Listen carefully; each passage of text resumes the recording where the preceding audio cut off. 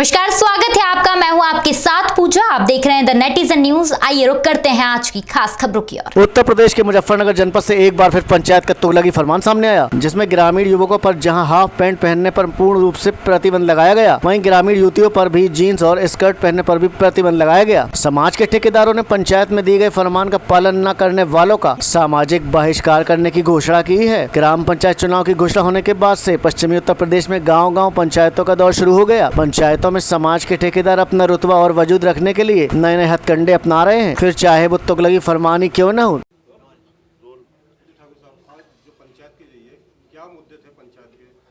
देखो, मुद्दा तो ऐसी है बात, मान लिया सरकार सन 1950 में संविधान हुआ और उसमें सब आज़ाद हुए। जब आज़ाद भारत हो गया तो इस आज़ाद भारत में मात्र राजनीतिक स्वार्थ को साधने के लिए ऐसी व्यवस्था क्यों करी जा कि लोगों को गुलामियत महसूस हो। आज़ाद भारत है, सब गांव सब समाज आपस में एक साथ रहने की कोशिश करे। हमारा सवाल ये, जो सरकार गांव में आरक्षण लागू करे कि भाई ये एससी वर्ग में चला गया, ये ओबीसी वर्ग में चला गया, ये सामान्य वर्ग में चला गया, मतलब एक बड़े तबके को चुनाव को लड़ने से रोकने का षड्यंत्र सरकार मात्र वोट लेने के लिए करे, तो सरकार ये समझे कि कोई नहीं चाहता कि गांव में प्यार न रहे। इसलिए हम चाह रहे हैं कि सभी गांव सामान्य में हो और सभी को लड़ने का अधिकार दिया जा, चाहे वहाँ एससी वर्ग का व्यक्ति लड़े, चाहे ओबीसी वर्ग का लड़े, चाहे सामान्य वर्ग का लड़े। इसलिए सरकार की नीति और नियत में खोट है।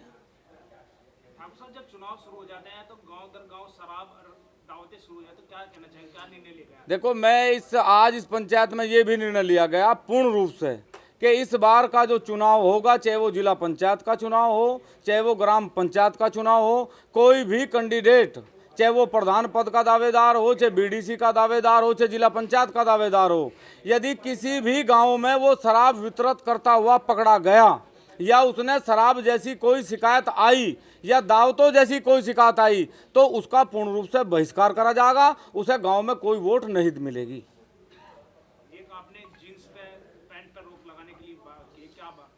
देखो, भारत की संस्कृति है, भारत में सरकार भी कह रही बेटी पढ़ाओ बेटी बचाओ, हम इसका स्वागत करें, लेकिन हम चाहें कि बेटियों का सम्मान भी भारत में रहे, और वो सम्मान तब रहेगा जब वो भारत की संस्कृति को अपनावेंगे।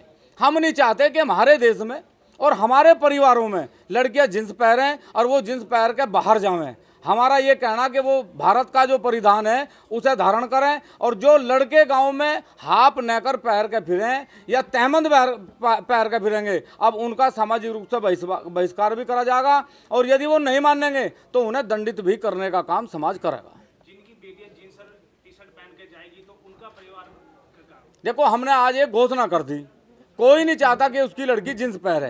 यदि वो किसी गलत व्यवस्था में या शहर की व्यवस्था या उस हाई स्टेटस की व्यवस्था को देख के गाँव के कल्चर को वो समाप्त करना चाहा, तो उस परिवार से हम पहले कहेंगे कि वो उसे मनावे, और यदि नहीं मनाते तो उस परिवार को भी इसके लिए दंडित करा जाएगा। किस तरह के दंड की व्यवस्था की गई? दंड तो है, सामाजिक दंड बहुत हैं भाई। अगर वो नहीं मानते तो ठीक है, वो अपना सामाजिक बहिष्कार झेलने के लिए तैयार रहें। सामाजिक व्यवस्था सिर्फ समाज से चले, उसमें कोई सरकारी दंड नहीं है, कोई उन्हें हम जेल नहीं करवा सकते, उनके खिलाफ कोई मुकदमा नहीं करवा सकते। हम कह रहे हैं कि समाज उनसे दूरी बनाने का काम करेगा और समाज की किसी व्यवस्थाओं में उन्हें नहीं बुलाया जाएगा। जो स्कूल कॉलेज इस तरह की ड्रेस पहनने के लिए लागू करते हैं, टी शर्ट पहनने के लिए लागू, तो उन पर किस तरह का? देखो, वैसे तो किसी स्कूल में मैं नहीं मानता कि सब में ड्रेस हैं, ड्रेस कोड है। ये एक व्यवस्था बनाई गई थी कि स्कूलों में जाके कॉलेजों में जाके एक व्यवस्था को संपूर्णता प्राप्त हो। संपूर्णता कैसी कि यहाँ एक करोड़पति का लड़का भी उसी यूनिफॉर्म में आवे जिसमें एक गरीब का बच्चा जा। स्कूलों में ये व्यवस्था है, और मात्र जो स्कूल अपनी पब्लिसिटी करने के लिए ऐसी व्यवस्था कर रहे हैं, उनसे भी हम ये प्रार्थना करेंगे कि वो या तो इसे बंद करें, नहीं तो उनमें भी हम अपने बच्चों को जाने से पूर्ण रूप से रोकने का प्रयास करेंगे। फिलहाल अभी के लिए बस इतना ही। लगातार खबरों के लिए आप बने रहिएगा हमारे साथ। नमस्कार।